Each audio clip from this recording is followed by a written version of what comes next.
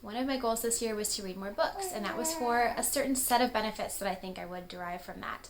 I want to talk about 5 unexpected ways that I've changed since I've started reading more books.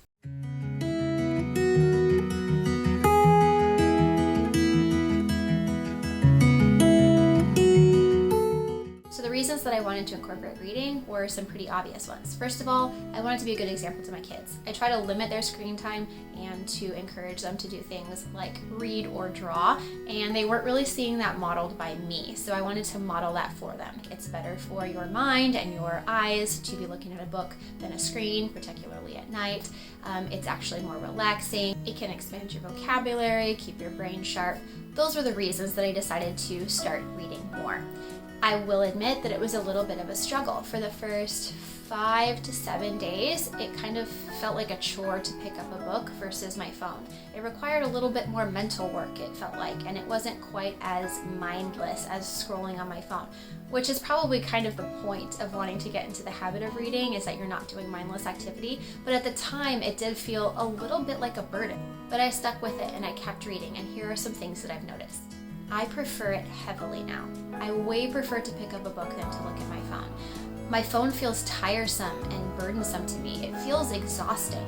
I've realized that the mindlessness of scrolling is actually a mask for just an overstimulated sense of being, and a book kind of removes me from that. It takes me into a singular thought pattern, whatever the book is, and it helps me to stay within that world and not have so many different inputs from so many different sources on so many different topics.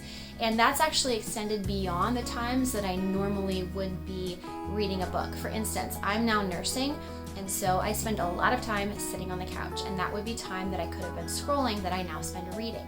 However, even in the other times of my day where I have a few minutes here or there, I might have in the past picked up my phone to look at it, I just don't feel inclined to. It's too busy and noisy, and my brain feels so much better when I'm not constantly referencing my phone to check messages, to check texts, to check if someone has posted something on Instagram. I just kind of don't want to be burdened by it unless I have set aside time to do that. It's not to say I never look at my phone. I certainly do, and especially like to use it to keep up with people that I know and I care about.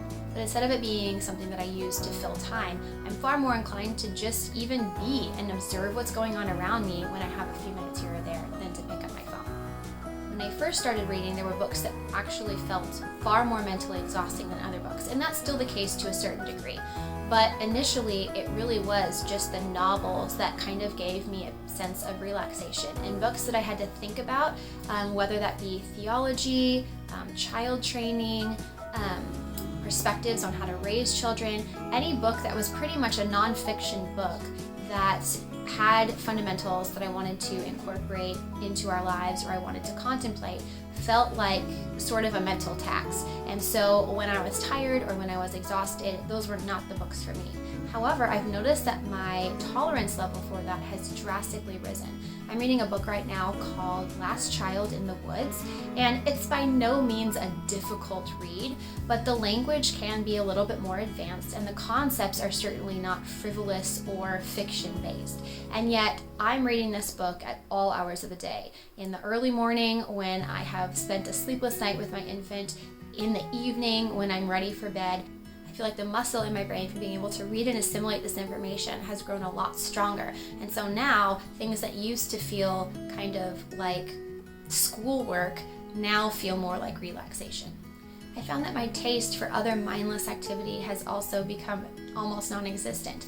For instance, at the end of the day, when I am feeding my daughter for the last time before she goes to bed, I often want the lights to be off and to kind of have a calm atmosphere. And so instead of reading a book by light, I will turn the TV on to just have a show on or something while I feed her for the last time.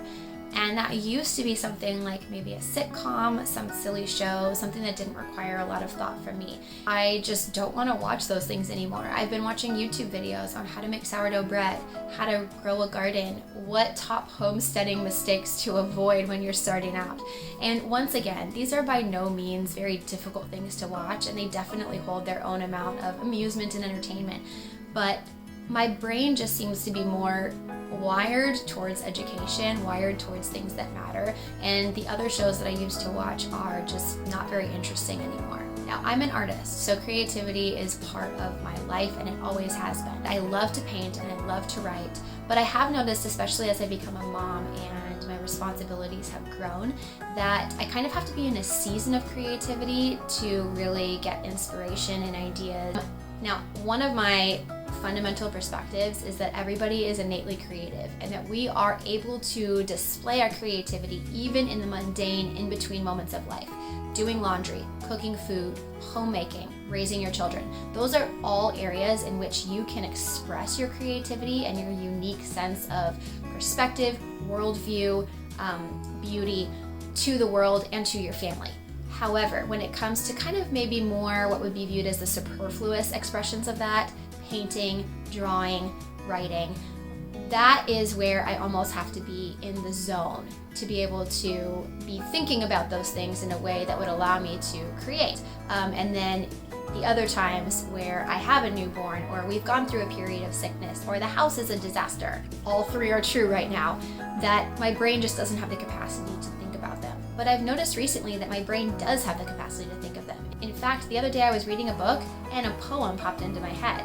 Like, I am not a poet in the sense of anything mature or adultish. I write very, childish, whimsical little poems.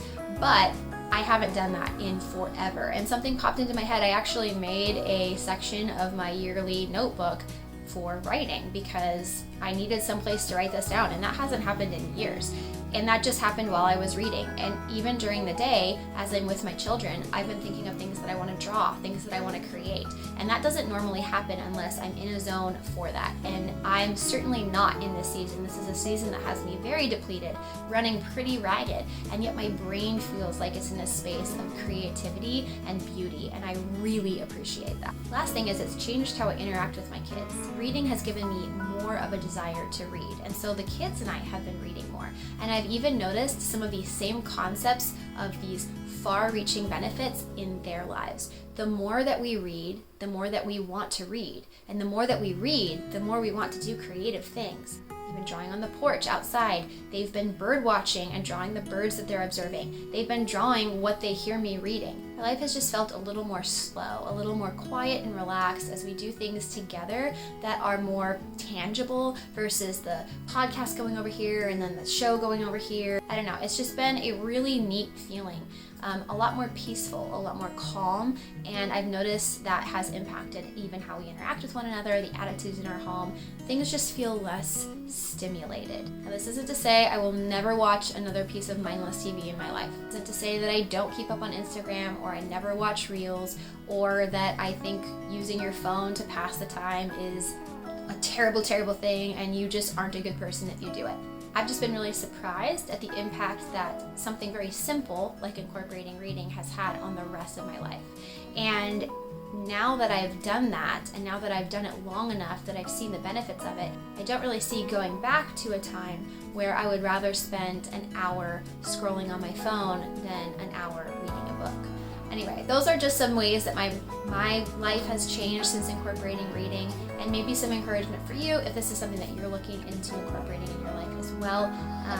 Stick with it because the benefits will come.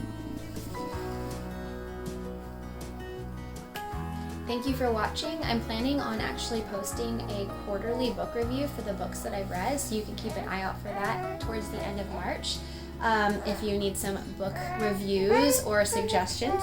Now I'm going to go plop down on the couch and feed this girl and finish my current book.